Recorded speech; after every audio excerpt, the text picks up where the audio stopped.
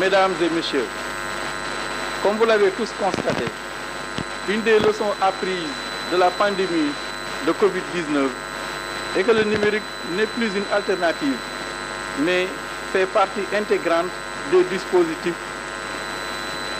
que ce soit dans les enseignements-apprentissages, la santé, l'agriculture ou dans l'administration. Ainsi, dans un monde de plus en plus digitalisé, la transformation numérique n'est plus une option, mais une nécessité. Elle est cruciale pour rendre nos services publics plus efficaces, plus transparents et plus accessibles. Les établissements d'enseignement supérieur jouent un rôle fondamental dans cette transformation, en ce sens qu'ils forment les futurs leaders, innovateurs et penseurs critiques qui façonneront le paysage technologique de demain. Monsieur le ministre, Mesdames et messieurs, aujourd'hui, nous ne faisons pas seulement le lancement officiel d'un événement, mais nous lançons un appel à l'action, un appel à nos étudiants et jeunes chercheurs à s'immerger pleinement dans leurs ressources.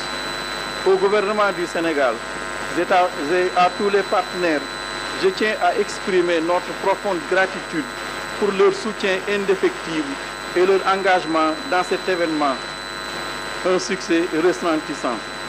Ensemble, nous pouvons transformer notre vision pour un Sénégal numérique en marche. Aux étudiants, je profite de cette occasion pour vous exhorter à embrasser l'esprit d'initiative, à rester curieux et à être résilient face aux obstacles. C'est cette détermination qui fera de vous non seulement des créateurs de solutions, mais aussi les leaders de demain. Et retenez toujours en tête que chaque défi est une opportunité de grandir et chaque échec un tremplin vers la réussite. Ont été habités par des hommes portés et des valeurs qui ont poussé des hommes à réfléchir, à s'investir, à développer Internet et toutes les technologies que vous connaissez, que vous maîtrisez aujourd'hui. Je le dis et j'insiste pour que vous compreniez l'exercice que nous sommes en train de faire avec vous. C'est un exercice de connexion à notre société. C'est un exercice de respect, d'inclusion, d'équité, de transparence, de partage et de générosité. Les premières minutes l'ont montré avec la petite vidéo. Combien sont morts dans nos hôpitaux simplement parce qu'il n'y a pas cette technologie, il n'y a pas cette attention, il n'y a pas ces valeurs. Combien ont raté le coche simplement parce que ces valeurs ont été absentes. Vous avez donc sur vos épaules de lourdes responsabilités. Et ça va au-delà des millions ou de l'enveloppe que vous gagnerez, la coupe que vous remporterez, mais il s'agit d'un exercice extrêmement important dans le contexte dans lequel nous sommes aujourd'hui. Je vous encourage à développer davantage, au-delà de l'exercice du Govatou. Investissez-vous beaucoup. Et je suis certain que si vous êtes habité en permanence par ces valeurs, vous vous connecterez aux enjeux de notre société. Ne soyez pas dans le sophistiqué, ne soyez pas dans le buzz, ne soyez pas dans l'artificiel, mais soyez dans le réel, une connexion permanente de votre savoir-faire, de vos technologies, aux réalités, aux enjeux du moment. Et la technologie, ainsi asservie, donnera du sens, aura un impact. Comme le rappelait le chef de l'État, excellence sans impact n'est pas excellence. Et je termine simplement pour vous dire que la technologie a plusieurs dimensions. Une dimension hardware, une dimension software, donc cette intelligence-là, ce soft, ce côté un peu doux des choses, mais il y a une dimension extrêmement importante de la technologie, c'est aussi sa dimension hardware ou organisationnelle. Voir si notre société, l'environnement dans lequel on développe ou on va déployer ces technologies-là, la société ou l'organisation est prête en termes de connectivité, en termes de matériel, en termes aussi surtout de mental et de disposition. Et ça donc, c'est un appel que je lance au-delà du gouvernement à tous les acteurs, à tous les citoyens. Il ne faut pas simplement que vous travaillez sur la technologie et que nous, citoyens, que nous ne soyons pas prêts. Il faut que toute la société soit mobilisée pour accompagner le gouvernement et la nation sénégalaise.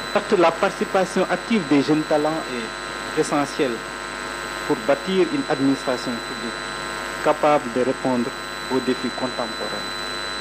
Mais elle constitue aussi une sorte d'impulsion et d'inclusion pour la créativité.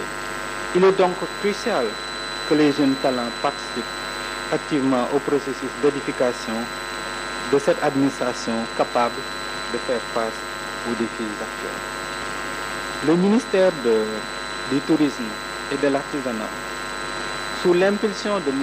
Mountaga Diao, ministre, participera pleinement à cette initiative. Toutes les directions et tous les services s'impliqueront à cette initiative qui est un levier important pour l'amélioration de la qualité de la gouvernance sectorielle. Sarah, vous l'avez dit dans votre intervention, juste en annonçant les acteurs ici présents, que s'agissant du tourisme, le tourisme va décoller.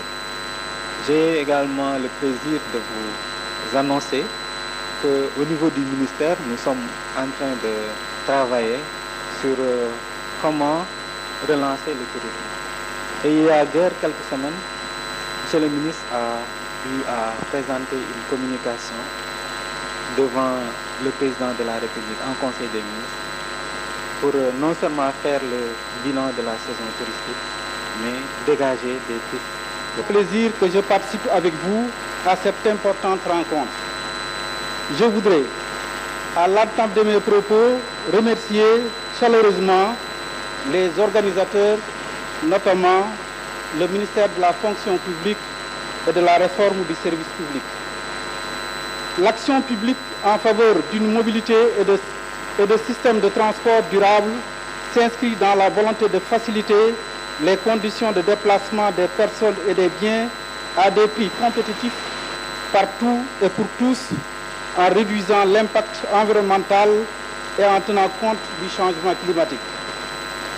Les services de transport qui participent pour une part importante du PIB à la création d'emplois et à la compétitivité des territoires constituent un des axes privilégiés d'un développement inclusif. Dans la mise en œuvre de cette volonté exprimée par le chef de l'État, c'est-à-dire le ministère des infrastructures, des transports terrestres et aériens, porte une attention particulière à l'analyse systémique de la mobilité en tenant compte de ses interactions avec l'urbanisme et l'aménagement du territoire, avec l'évolution des modes de vie et des activités économiques, entre autres facteurs déterminants de la performance territoriale des réseaux de transport, notamment en milieu urbain.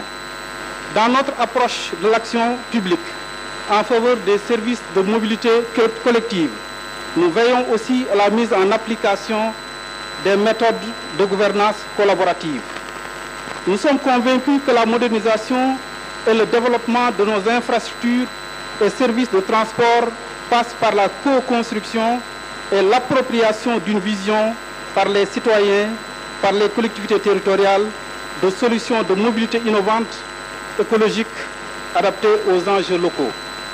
In fine, nous avons l'ambition, au niveau de notre ministère, de favoriser le report modal vers des systèmes de transport collectif capacitaires avec une exigence forte sur la qualité de service et sur la performance énergétique.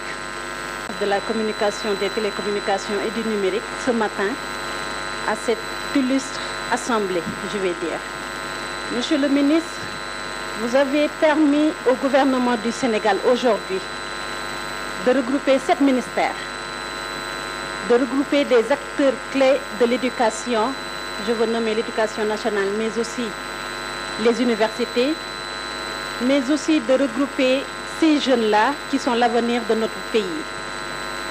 Monsieur le ministre, c'est dire que vous avez invité les jeunes, pas en tant qu'usagers, pas en tant que consommateur, mais en tant qu'acteur pour les programmes définis par le gouvernement du Sénégal.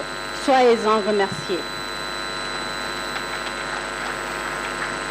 Monsieur le ministre, c'est une activité phare qui nous permettra au sortir de cette première édition de mettre en œuvre l'esprit créatif du Sénégalais, l'esprit créatif de ces jeunes. Changer, transformer, moderniser. C'est des concepts. Mais pour les mettre en œuvre, c'est la dernière révolution que nous sommes en train de vivre.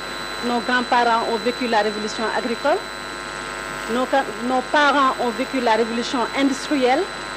Mesdames, Messieurs, nous sommes en train de vivre la dernière révolution qui est la révolution numérique. Et nous sommes obligés de changer. Nous sommes obligés de nous adapter. Et nous adapter, c'est simplement digitaliser toutes les procédures, digitaliser l'administration, digitaliser tous les services. Monsieur le ministre, à travers ce convention, on attend de nos jeunes gouverner, c'est gouverner pour l'avenir, c'est avoir une vision pour l'avenir. Mais dans sa mise en œuvre, monsieur le ministre, on a demandé aux jeunes d'y participer. C'est le gouvernement, l'administration, par l'avenir. Donc c'est à vous de définir, à travers cet esprit de créativité, ce que vous attendez de l'administration.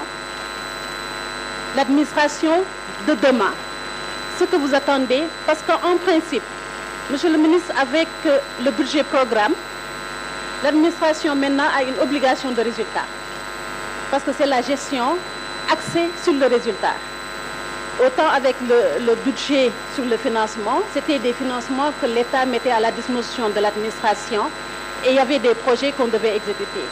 Mais mesdames, messieurs, chers étudiants, sachez que maintenant, la gestion axée sur le résultat donne obligation à chaque administration d'être performante parce qu'en fin de gestion budgétaire, l'administration est évaluée. À partir de là, vous savez qu'il y a beaucoup de réformes, beaucoup de projets, beaucoup de programmes qui sont définis par l'administration à travers une vision établie par son Excellence, Monsieur le Président de la République.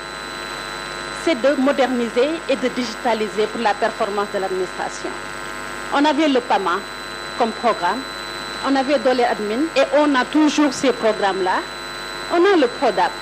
Dans la digitalisation, Sarah, vous l'avez dit, Madame le Secrétaire Général, le ministère est en amont. Parce qu'il y a une directive du président de la République qui a instruit Monsieur le ministre Alioune Sall d'être le bras opérationnel du gouvernement du Sénégal pour tous les projets numériques. À partir de ce moment, vous avez la CNUM qui est en train de faire un travail extraordinaire. Vous êtes accompagné lors de ce processus par Sénégal Connect Startup. Vous avez aussi le FD Sud qui permet la connectivité du territoire national pour le respect de l'équité territoriale. Tout le monde doit être connecté, que l'université soit à Bambay. Il faut la connectivité en amont pour vous permettre d'éclore ces innovations. Mais aussi, vous avez le ministère qui, lors du dernier Conseil des ministres, le président de la République, je dirais lors du Conseil des ministres du mois de mai, le deuxième Conseil, le président de la République a instruit Monsieur le ministre Alioune Sall à accélérer la digitalisation des administrations. Donc cette innovation qui est en amont d'appeler les jeunes à participer à la réforme de l'administration vient à son heure.